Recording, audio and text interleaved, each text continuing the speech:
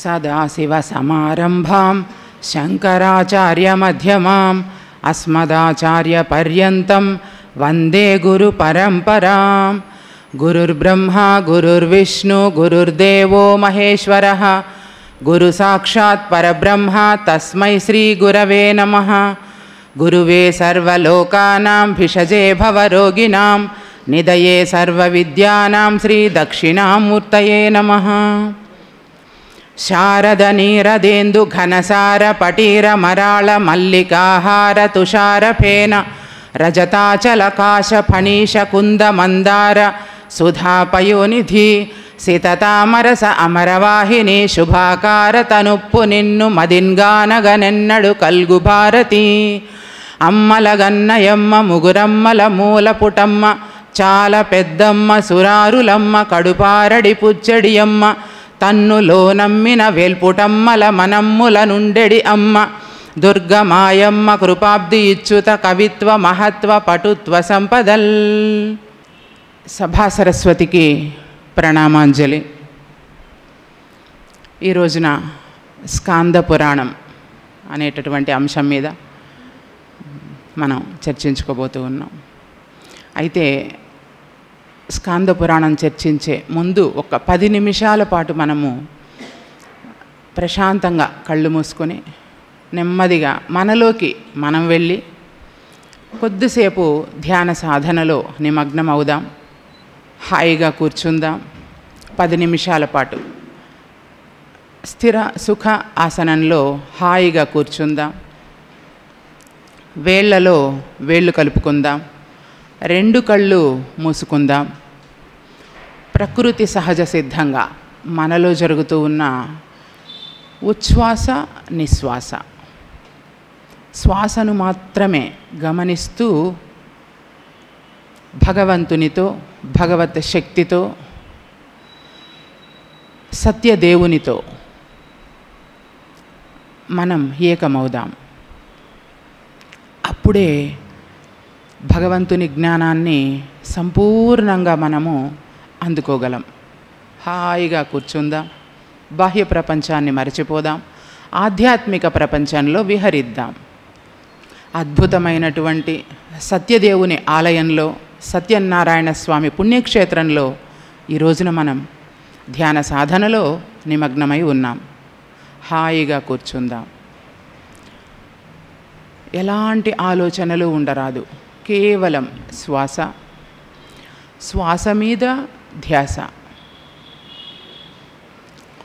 శ్వాస ధ్యాసతో కూడి ఉందాం. మనలోని అంతరాంతరాలలో ఆంతర్యామి అయినటువంటి ఆ భగవంతుని దర్శిద్దాం. భగవంతుని సాన్నిధ్యంలో మనం స్కాంద పురాణాన్ని చక్కగా విశ్లేషించుకుందాం. హాయిగా మన లోపలికి మనం వెళదాం. ధ్యానం ద్వారా ఆలోచన రహిత స్థితి, ఆలోచన రహిత స్థితి ద్వారా దైవశక్తి ఆవాహనం, మన బ్రహ్మరంధ్రం ద్వారా మనలోకి అపారమైనటువంటి ఈ పుణ్యక్షేత్రంలోని దైవశక్తి భగవంతుని శక్తి మన బ్రహ్మరంధ్రం ద్వారా మన శరీరం లోపలికి ప్రసరిస్తుంది. ఆ దైవశక్తి ద్వారా మన శరీరంలోని నాడులన్నీ పరిశుద్ధమవుతాయి. సంపూర్ణ ఆరోగ్యాన్ని మనం సంప్రాప్తింప చేసుకోవడానికి మన శరీరంలో కానీ మనసులో కానీ ఎటువంటి ఇబ్బంది ఉన్నా మనం సుబ్రహ్మణ్య స్వామిని వేడుకుంటాం, ఆరాధిస్తాం. సర్వ రోగాలను సమస్త సమస్యలను తొలగించగలిగినటువంటి దైవం సుబ్రహ్మణ్య స్వామి అని మనందరికీ తెలుసు. మరి ఆ స్వామికి ఎందుకు ఆ పేరు వచ్చింది? అసలు ఆ స్వామి సృష్టి ఆదిలో ఎలా ఉన్నారు? ఏ విధంగా మానవుల్ని రక్షిస్తూ ఉన్నారు? అందరిలో ఆంతర్యామిగా ఉన్నటువంటి ఆ భగవంతుని మనం ఎలా తెలియాలి? స్కందం అంటే ఏమి, పురాణం అంటే ఏమి, భగవంతుడంటే ఎవరు, మనిషి అంటే ఏమిటి, మానవుడంటే ఎవరు అనేటటువంటి అనేక అంశాలకు మనకు ఈ స్కంద పురాణం సమాధానం అందిస్తుంది. కనుక హాయిగా ఒక 10 నిమిషాల పాటు ధ్యాన సాధనలో నిమగ్నమై భగవంతుని శక్తిని ఆవాహనం చేసుకోవడానికి సంసిద్ధమవుదాం. నిత్య ధ్యాన సాధన, నిత్య సత్య శోధన, నిత్య జ్ఞాన సముపార్జన మానవుని జీవితంలో ఓ భాగంగా ఉండాలి. ఆ తరువాత అదే జీవితం కావాలి. శ్వాస మీద ధ్యాస, శ్వాసానుసంధానం. హాయిగా కూర్చుని భగవద్ధ్యానంలో మరో 5 నిమిషాల పాటు నిమగ్నమవుదాం. ఉత్తమోత్తమములు ఉచ్ఛ్వాస నిశ్వాసలు పంక్తులరసితాను బ్రహ్మమగుట, ముసుగులోన శివుడు పొసగి ఉన్నాడయా అన్నారు పెద్దలు. మన దేహపు ముసుగులో ఉన్నటువంటి పరమశివుని పరమపదాన్ని తెలియాలంటే మన లోపలికి మనం వెళ్ళాలి. భగవంతుని ఆంతర్యాన్ని తెలియాలి. మన మనసును, మన బుద్ధిని భగవంతునికి సమర్పించడమే ధ్యానం. మన మనసుని, బుద్ధిని, మన యొక్క దృష్టిని, ధ్యాసను దైవం వైపు నిలపడమే ధ్యానం. దృష్టి నిలిపెనేని దేవుడే దిగివచ్చు, దృష్టి నిలపడేని నష్టపడును, దృష్టిలోన సర్వసృష్టి పుష్టమవును. మన దృష్టిని సంపూర్ణంగా, ధ్యానం అంటే దైవం వైపుగా చేసే ప్రయాణం. అంటే మన ఆలోచనలను బాహ్య ప్రపంచం వైపుగా పరుగులెడుతూ ఉన్నటువంటి మన ఆలోచనలను నెమ్మదిగా భగవంతుని వైపుకు మరల్చడమే ధ్యానం. శ్వాసతో అనుసంధానం, ఆత్మతో అనుసంధానం, అంతరాత్మతో అనుసంధానం, ఆంతర్యామితో అనుసంధానం, భగవంతునితో ఏకం అనుసంధానం. ధ్యానం ద్వారా ఆలోచనారహిత స్థితి, అంటే మనసులో ఎలాంటి బాహ్య ప్రపంచపు ఆలోచనలు లేని స్థితి, ఆత్మిక ఆలోచనల వైపు అడుగులు వేసే స్థితి. తద్వారా అపారమైనటువంటి దైవశక్తి బ్రహ్మరంధ్రం ద్వారా మన శరీరంలో లోపలికి ప్రసరించడం, తద్వారా సంపూర్ణ ఆరోగ్యం, మానసిక ప్రశాంతత, చేసే పనిలో నైపుణ్యం, బుద్ధి కుశలత, ఎన్నెన్నో అనుభవాలు, అనుభూతులు. ధర్మక్షేత్రే కురుక్షేత్రే సమవేతా యుయుత్సవః మామకాః పాండవాశ్చైవ కిమకుర్వత సంజయ. పరిత్రాణాయ సాధూనాం వినాశాయ చ దుష్కృతాం ధర్మ సంస్థాపనార్థాయ సంభవామి యుగే యుగే. యదా యదా హి ధర్మస్య గ్లానిర్భవతి భారత అభ్యుత్థానమధర్మస్య తదాత్మానాం సృజామ్యహం. అనన్యాశ్చింతయంతో మాం ఏ జనాః పర్యుపాసతే తేషాం నిత్యాభియుక్తానాం యోగక్షేమం వహామ్యహం. మన్మనాభవ మద్భక్తో మద్యాజీమాం నమస్కురు మామే వైష్యసి యుక్త్వైవ ఆత్మానం మత్పరాయణః. యత్ర యోగేశ్వరః కృష్ణో యత్ర పార్థో ధనుర్ధర తత్ర శ్రీర్విజయోర్భూతిః ధ్రువా నీతిర్మతిర్మమ. జన్మనిచ్చిన తల్లిదండ్రులకు, సకల కోటి దేవతలకు, పంచభూతాత్మక ప్రకృతికి, సమస్త ప్రాణులకు, ఈ లోకాన్ని శాంతిగా ప్రశాంతిగా ఉంచడానికి అహర్నిశలు శ్రమిస్తున్నటువంటి సమస్త గురువులకు, వారి పాద పద్మాలకు ప్రణామాంజలి సమర్పిస్తూ నెమ్మదిగా అరచేతులను 2 కళ్ళ మీద ఉంచుదాం. నెమ్మదిగా కళ్ళు తెరుద్దాం. ఓం శ్రీ గురుభ్యో నమః. ఈ విధమైనటువంటి ధ్యాన పద్ధతిని ప్రతిరోజు ఎవరి వయసు ఎంత ఉంటే అన్ని నిమిషాల పాటు మనం ఎక్కడున్నా చేసుకోవచ్చు. ఇక మన పురాణం స్కాంద పురాణం మనకు అష్టాదశ పురాణాలు మనందరికీ తెలుసు. ఇంతకు పురాణం అంటే ఏమి? మరి ప్రతి పురాణం మనం చదవాలా? పురాణంలో ఏమున్నాయి, వేదాలకు పురాణాలకు సంబంధం ఏంటి అనే కొంత నేపథ్యాన్ని చూద్దాం. ఇప్పటి వరకు మనకు అందుబాటులో ఉన్నటువంటి గ్రంథాలు, మనకు తెలిసినటువంటి, మనకు పరిచయం ఉన్నటువంటి పెద్దలు చెప్పినటువంటి విషయాలన్నింటినీ మనం స్థూలంగా చూసినప్పుడు వేదాలని, ఉపనిషత్తులని, అష్టాదశ పురాణాలని, రామాయణ భారత భాగవత ఇతిహాసాలని, ఇంకా శిక్ష, వ్యాకరణం, ఛందస్సు, నిరుక్తం, కల్పం, జ్యోతిష్యం అనేటటువంటి 6 షడ్దర్శనాలు లేదా 6 ధర్మశాస్త్రాలని ఇవన్నీ ఉన్నాయి. వీటితో పాటు ప్రస్థానత్రయం ఉంది. భగవద్గీత, ఉపనిషత్తులు, బ్రహ్మసూత్రాలు. మరి వీటన్నింటినీ మనం చదువుకునేటటువంటి సమయము, తీరిక మనకు ఉంటుందా? మరి అసలు చదువు అంటే ఏంటిది? పురాణాన్ని మనం ఎలా అర్థం చేసుకోవాలి? ఒక అంశాన్ని, అది ఏదైనా సరే, పూర్వము ఇలా ఉంది, పూర్వము ఇలా చెప్పారు, పూర్వపు విషయం ఇది అని మన పూర్వీకుల గురించి మనం చెప్పుకునేటటువంటిదే పురాణం. చాలా సులభంగా మనం అర్థం చేసుకోవడానికి మనకు పూర్వీకులు అంటే పెద్దవాళ్ళు, మన ఇంట్లో ఉన్నప్పుడు మా నాన్నగారు ఇట్లాగా, మా అమ్మగారు ఇట్లాగా అని మనం చెప్పుకున్నట్లుగానే మనకంటే పూర్వులైనటువంటి ఋషులు ఎవరు వాళ్ళు అంటే సరి అయినటువంటి మార్గంలో ఉంటూ సమాజాన్ని ఉన్నతమైనటువంటి పదం వైపుగా నడిపించినటువంటి వాళ్ళు. మరి వాళ్ళు చెప్పినటువంటి అంశాలను మనం ఒక్కసారి మళ్ళీ తెలుసుకోవడమే పురాణం. మరి పూర్వం ఏమి చెప్పారు?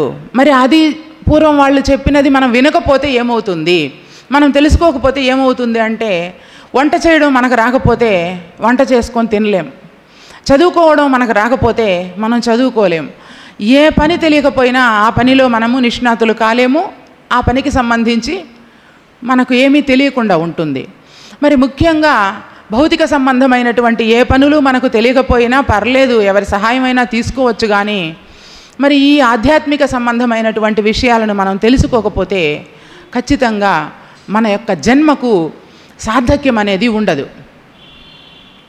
మరి ఏంటి జన్మ అని అంటే, మన యొక్క జన్మ లక్ష్యమే సర్గశ్చ ప్రతిసర్గశ్చ వంశోమన్వంతరాణి చ వంశానుచరితం చైవ పురాణం పంచలక్షణం.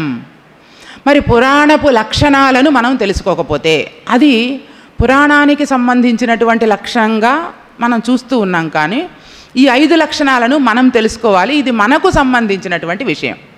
సర్గశ్చ ప్రతిసర్గశ్చ వంశోమన్వంతరాణి చ వంశానుచరితం చైవ పురాణం పంచలక్షణం.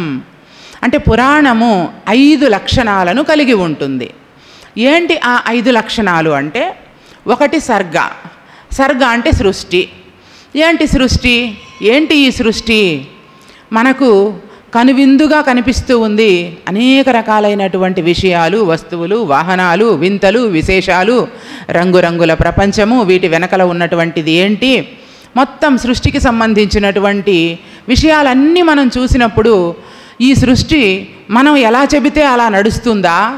సృష్టి తనకంటూ ఒక నియమాన్ని, నియతిని ఏర్పరచుకొని ఆ నియమం ప్రకారం, ఆ నియతి ప్రకారం సృష్టి కొనసాగుతూ ఉందా? ఎట్లా నడుస్తోంది చెప్పండి? మనం చెప్పినట్టు సృష్టి నడుస్తోందా? సృష్టికంటూ ఒక నియమం ఉందా లేదా? మరి ఆ సృష్టి నియమాన్ని మనం తెలుసుకోవాలి. అలా తెలుసుకునేటటువంటిది సర్గ. ఇది ఎవరి సృష్టి గురించి తెలుసుకోవాలి? జగత్తు సృష్టి గురించి తెలుసుకోవాలా? నేను నా సృష్టి గురించి తెలుసుకోవాలా? నా సృష్టి అంటే నా జన్మ, నా పుట్టుక, నా గురించి తెలుసుకోవాలా అంటే ఈ రెండింటిలో ఏ ఒక్క విషయం తెలుసుకున్నా, నా గురించి నేను తెలుసుకున్నా అసలు విషయం మనకు బోధపడుతుంది. సృష్టి రహస్యం అంటే సృష్టి ఏంటి, ఈ జగత్తు ఎలా పుట్టింది, ఎలా పెరిగింది, ఎలా తయారయ్యింది, తిరిగి ఈ జగత్తు కల్పాంతంలో ఎలా ప్రళయంలో ఇది లయమైపోతుంది, తిరిగి సృష్టి ఎప్పుడు వస్తుంది, అసలు ఈ సృష్టి స్థితి లయలు ఎలా జరుగుతూ ఉన్నాయి, ఈ సృష్టి స్థితి లయలకు ఆధారభూతమైనటువంటి మరో అవ్యక్తమైనటువంటి భగవంతుడు, వీటన్నిటికీ ఆవల ఉన్నటువంటి భగవంతుడు ఎవరు, ఈ విషయాలన్నీ జగత్తు సృష్టి యొక్క విషయాలలోకి వెళ్ళినా మనం గ్రహించగలం. లేదు నేనెవరు, నేనేంటి అని నా లోపలికి నేను వెళ్ళినా గ్రహించగలం. మరి ఇది పురాణానికి సంబంధించినటువంటి లక్షణమా, మనిషి జీవితానికి మనకు మనం అప్లై చేసుకొని అంటే అన్వయించుకొని ఆచరించవలసినటువంటి లక్షణమా? ఇది మనకు కావలసినది. పురాణంలో ఉండే లక్షణాలు పురాణానికి సంబంధించింది కాదు, అది ఉన్నది మన కోసం. కనుక సర్గ అంటే సృష్టి అనేటటువంటి శబ్దాన్ని నాకు నేనుగా ఆలోచించుకొని అర్థం చేసుకోవడం పురాణంలో ఉండేటటువంటి మొట్టమొదటి లక్షణం. ఎప్పుడైతే నీ రహస్యం గురించి లేదా నీ పుట్టుక గురించి, నీ విధానం గురించి లేదా సృష్టి గురించి తెలుసుకుంటావో నెమ్మదిగా సృష్టి అవుతుంది, స్థితి గురించి తెలుస్తుంది, ఆ తరువాత లయం గురించి కూడా తెలుస్తుంది. కనుక సర్గ అయిపోయింది.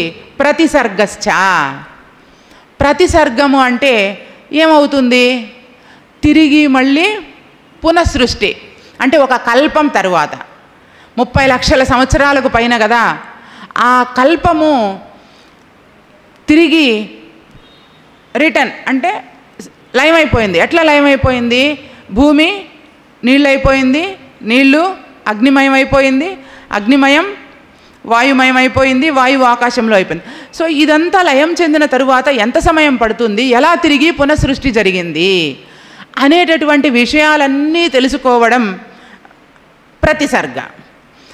సృష్టి అయిపోయింది, ప్రతి సృష్టి అయిపోయింది అంటే సర్గ అయిపోయింది, కల్పం అయిపోయింది, కలిసిపోయింది, తిరిగి పునఃసృష్టి, ఇవి రెండు తెలుసుకుంటాం. ఈ రహస్యం అంతా తెలుసుకున్న తరువాత వంశో మన్వంతరాణిచ, మనకు అసలు ఈ వంశాలు ఎలా వచ్చినాయి మనం అనుకుంటూ ఉన్నాం, కులాలు మతాలు ఇవన్నీ, కానీ కులమతాలు అనేటివి లేవు, వంశం అనేటటువంటిది ఉంది. ఏంటి ఆ వంశము అంటే భగవంతుని వంశము, దేవదేవుని వంశము, గురువుల వంశము. ఈ రోజున మనం చెప్పుకుంటూ ఉండేటటువంటి అనేక అంశాలు కూడా ఎక్కడి నుంచి మనకు తెలిసాయి అంటే మనం సబ్జెక్ట్లోకి మనం వెళ్ళినప్పుడు, ఇప్పుడు ఉదాహరణకి మన స్కాంద పురాణాన్ని ఎవరు ఎవరికి చెప్పారు, ఎప్పుడు చెప్పారు అంటే తత్పురుష కల్పంలో స్కాంద పురాణం చెప్పడం జరిగింది. ఆ రోజు అక్కడ మహేశ్వరుడు శంకరుడు తన శిష్యులందరినీ కూర్చోబెట్టుకొని, ఎవరు తన శిష్యులు అంటే బ్రహ్మ విష్ణు సకల కోటి దేవతలు, అశ్విని దేవతలు, ఏకాదశ రుద్రులు, ద్వాదశ ఆదిత్యులు, మరుద్గణాలు, సమస్తం దేవతా ప్రపంచాన్ని అందరినీ కూర్చోబెట్టుకొని తత్పురుష కల్పంలో ఆ రోజున ఆయన చేసినటువంటి బోధ ఈ రోజున తరతరాలుగా అంటే వాళ్ళ వంశం నుంచి దాని తరువాత వంశం, వారి తరువాత వంశం, వాళ్ళ పిల్లలు ఎవరైతే ఈ జనరేషన్ని ఈ విషయాలను తిరిగి మరొకరికి చేరవేస్తూ ఉంటారో అది వంశానుచరితం అంటే వంశము. ఆ తరువాత ఈ 14 మన్వంతర పగళ్ళు ఎలా జరిగాయి, ఎప్పుడు జరిగాయి, 15 మన్వంతర రాత్రులు విషయాలు ఏంటి, ఈ విషయాలన్నింటినీ మనం అవగాహన చేసుకుంటూ ఉన్నప్పుడు సమస్త ప్రపంచము మనకు అర్థమైపోతుంది. ఎప్పుడైతే అది అర్థమవుతుందో అప్పుడు మాత్రమే నేనెవరు దేవుడెవరో నాకు తెలియగలదు. అలా తెలుసుకోకపోతే విషయాలేవి తెలియదు అని స్కాంద పురాణం ఆరంభమే మనకు చెబుతుంది. అక్కడ ఆ విషయం చూద్దాం. అట్లా భగవంతుని వంశం, గురు పరంపర వంశం గురించి మనం తెలుసుకోవాలి. మన్వంతరాల గురించి తెలుసుకోవడం 4వ అంశం అయితే, వంశానుచరితం అంటే కొందరు వాళ్ళ జ్ఞాపకార్థం వాళ్ళు చేసినటువంటి కార్యాలు ఎప్పటికీ ఉండిపోతాయి. ఉదాహరణకు మహాత్మా గాంధీ ఏం చేశాడో మనకు తెలుసు, గౌతమ బుద్ధుడు ఏం చేశాడో మనకు తెలుసు, రామకృష్ణ పరమహంస ఏం చేశాడో మనకు తెలుసు, రమణ మహర్షి ఏం చేశాడో మనకు తెలుసు. సో ఈ విధమైనటువంటి ఎవరు వీళ్ళు? మహానుభావులు, మహాత్ములు, పెద్దలు ఇటువంటి కార్యాలపై దృష్టి పెట్టి ఇలాంటివి 10 మందికి తెలియజేయాలి అనేటటువంటి వాళ్ళ యొక్క చరిత్రలో వాళ్ళు ఏమేం చేశారు అనేటటువంటి విషయాలన్నింటినీ తెలుసుకోవడం వంశానుచరితం. అంటే వాళ్ళ చరిత్ర గురించి. దిలీప మహారాజు ఇటువంటి యజ్ఞాలు చేశాడు, ఇంత మంచి పని చేశాడు, ఫలానా వాళ్ళు ఫలానా పని చేశారు. సో ఇట్లా ఈ 5 అంశాలను మనం తెలుసుకోవడం వల్ల మనకేం తెలుస్తుంది చెప్పండి? ఏమర్థం అవుతుంది మనకి? ఓహో, జగత్తు సృష్టి ఒక ప్రవాహము. మరణం ఎప్పటికీ జీవించదు, జీవితం ఎప్పటికీ మరణించదు, జీవం ఎప్పటికీ మరణించదు, అది ఎప్పుడు అలాగే ఉంటుంది. భగవంతునికి మరణం లేదు. సో ఈ వాస్తవాలన్నీ ఎందుకు తెలుసుకోవాలి అని అంటే, మానవుడు అనునిత్యం ఆవేశానికి, ఆగ్రహానికి, అస్వస్థతకు, అంటే స్వస్థతను విడిచిపెట్టి అస్వస్థతకు లోనవుతున్న కారణంగా, ఎందుకు అస్వస్థతకు లోనవుతున్నాడు అంటే వాస్తవాన్ని తెలియడం లేదు. వాస్తవాన్ని ఎందుకు తెలియడం లేదు అంటే ఈ అష్టాదశ పురాణాలలో ఉన్నటువంటి, పురాణంలో ఉన్నటువంటి లక్షణాలను, నిజానికి వేదాలు పురాణాలు వేరువేరుగా విభజించి వేరుగా ఉంది అని చెప్పుకుంటారు. కానీ ఇవన్నీ కూడా ఒకటే. మొత్తం సృష్టి ఆరంభమైనప్పుడు మనకు ఒకే ఒక అంశంగా ఉండేది, దాన్నే శివమహాపురాణం అని చెబుతారు. ఆ దాంట్లో నుంచి వేదపు రాశి, అదే వేదపు రాశి అంటే భగవంతుడు మనకు అందించినటువంటి పురాణం. ఎందుకు?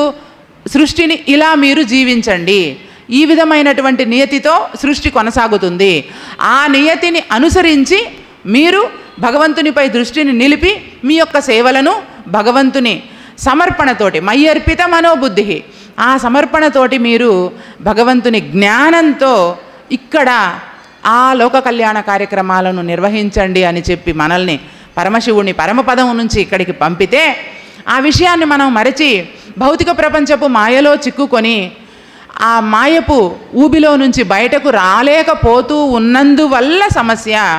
ఆ ఊబిలో నుంచి బయటకు రాలేకపోతూ ఉన్నందువల్లనే ఈ ద్వంద్వాలు, భావాలు అన్నీ కూడా జరుగుతూ ఉన్నాయి. అందుకని పురాణానికి చెప్పినటువంటి 5 లక్షణాలు మన కోసం, పురాణం ఎలా ఉండాలి అని పురాణం రాసే విధానం గురించి కాకుండా, నేను నా జీవితంలో నేను నాకు అన్వయించుకొని జీవించవలసినటువంటి విధానాన్ని గురించి పురాణం తెలియజేస్తుంది అని మనం అనుకుంటే అప్పుడు కానీ ఈ విషయం మనకు అవగతం కాదు. ఎందుకంటే కథలు మనకి చాలా ఉన్నాయి.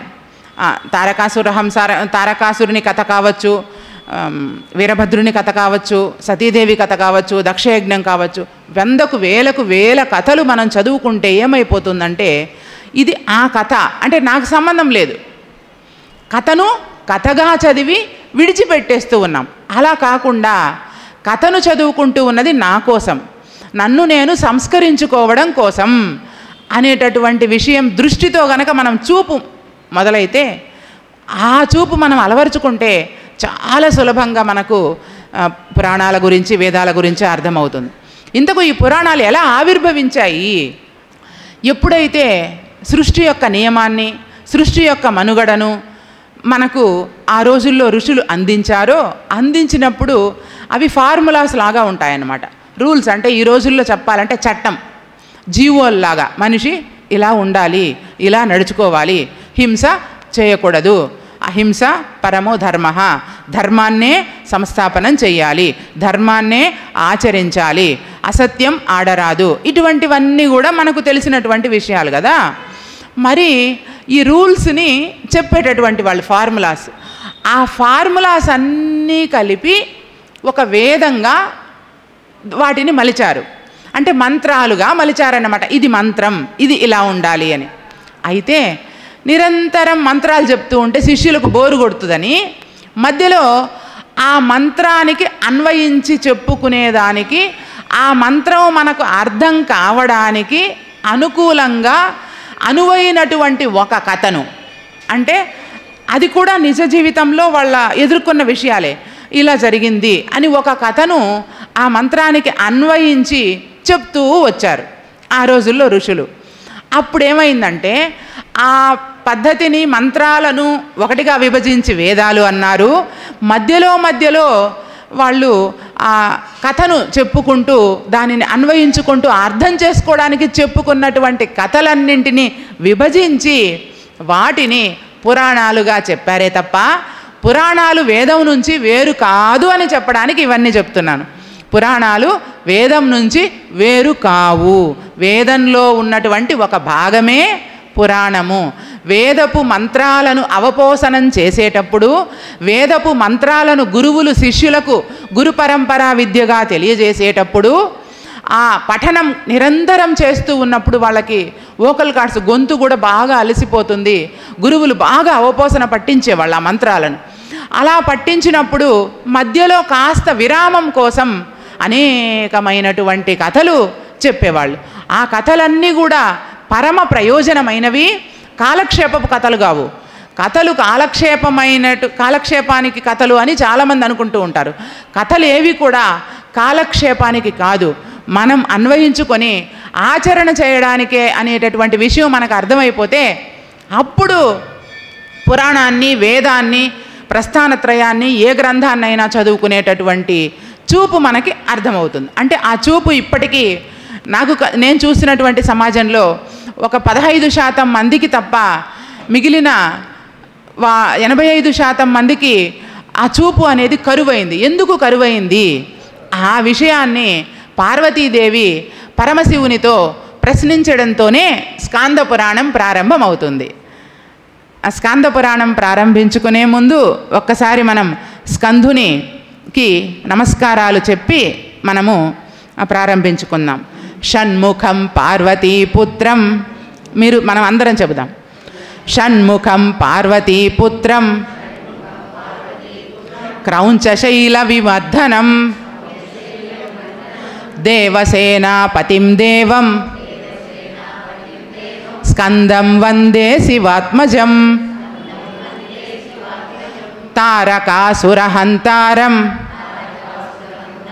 మయూరాసన సంస్థితం శక్తిపాణిం చ దేవేశం స్కందం వందే శివాత్మజం విశ్వేశ్వర ప్రియం దేవం విశ్వేశ్వర తనుద్భవం కాముకం కామదం కాంతం స్కందం వందే శివాత్మజం కుమారం మునిశార్దూలం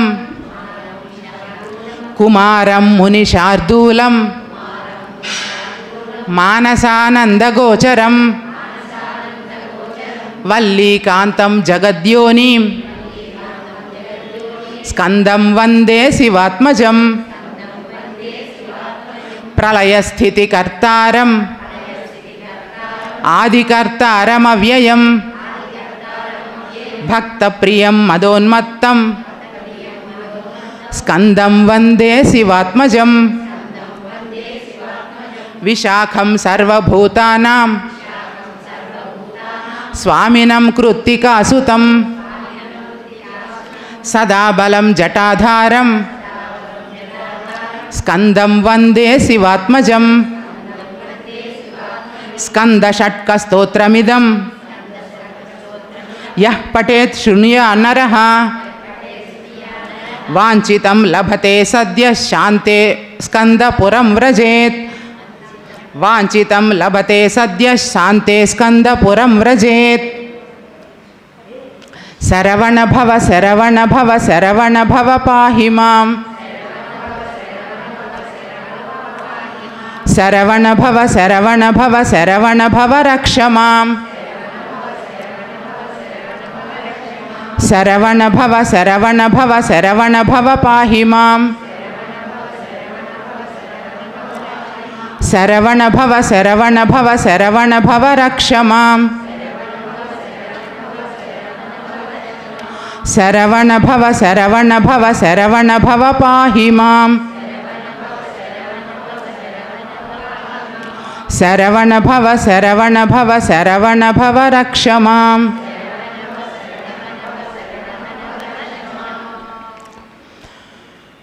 ఓం నమో స్కంధాయ నమః.